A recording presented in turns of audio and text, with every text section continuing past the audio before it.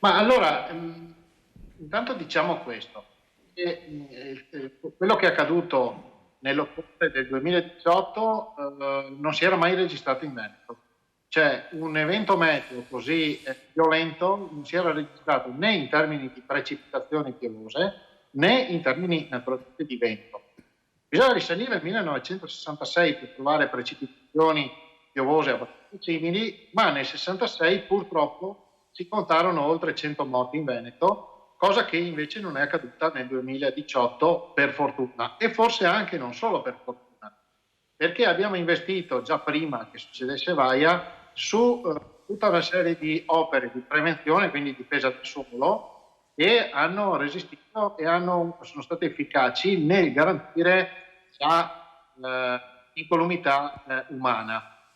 Tutti gli interventi sono stati fatti di consolidamento arginale, briglie, eccetera, hanno resistito, si sono magari danneggiati, ma hanno resistito.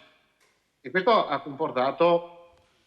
sicuramente dei numeri per quanto riguarda le vittime neanche paragonabili a quanto accaduto nel 66. Così come vorrei ricordare che nel 2010, con precipitazioni piovose molto meno consistenti rispetto a Vaia, abbiamo visto il Veneto allagato e la stessa cosa non è accaduta nel 2018 con Vaia. Quindi alcune opere di difesa del suolo erano già state messe in campo dalla Regione, stiamo parlando di oltre 900 milioni di euro investiti, sia in manutenzione che in opere di mitigazione del rischio.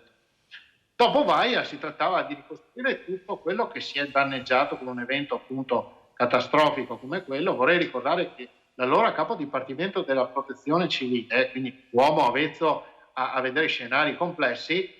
dopo il primo sopralluogo ha dichiarato pubblicamente che aveva visto uno scenario apocalittico. Detto da lui, insomma, rendeva abbastanza l'idea. Poi, come al solito, in Veneto ci si è rimboccati le maniche, in breve tempo si sono tolte le macerie, restavano da sistemare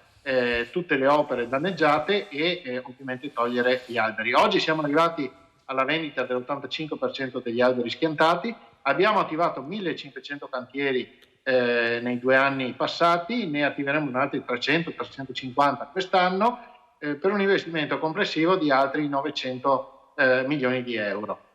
Quindi si continua in un'opera di come dire, riduzione del rischio, sapendo che il rischio zero non esiste, per tutta la popolazione del Veneto. Quindi si continuerà, consolidamenti arginali, briglie,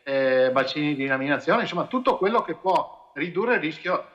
al minimo, da un lato. E dall'altro si continuerà anche a investire in termini di previsione. Vorrei ricordare che con Vaia noi abbiamo dato l'allertamento già dal sabato pomeriggio, l'evento è accaduto il lunedì pomeriggio, qualcuno la domenica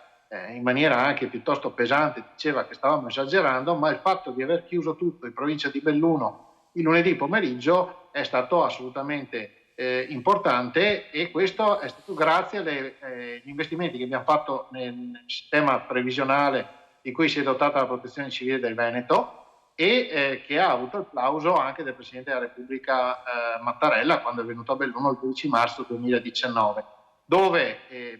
proprio Italia si è usato un termine lezione, dove il Presidente della Repubblica ha detto che la Protezione Civile del Veneto ha dato una lezione al Paese.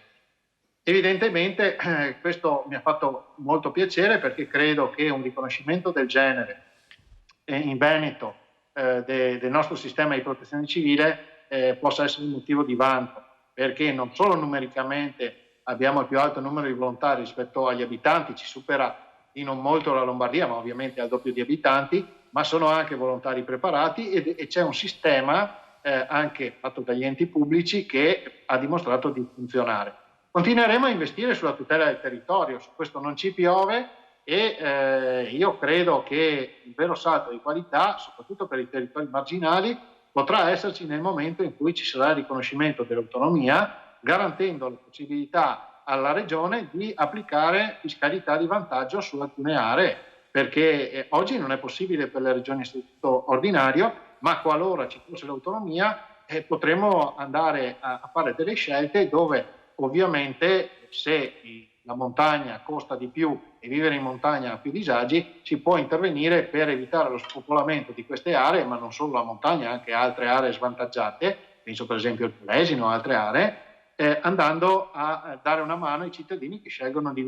vivere là, perché le aree abbandonate creano solo problemi di carattere idrogeologico e non solo. Quindi la montagna va abitata, ma vanno messi i cittadini della montagna nelle condizioni di poterla abitare.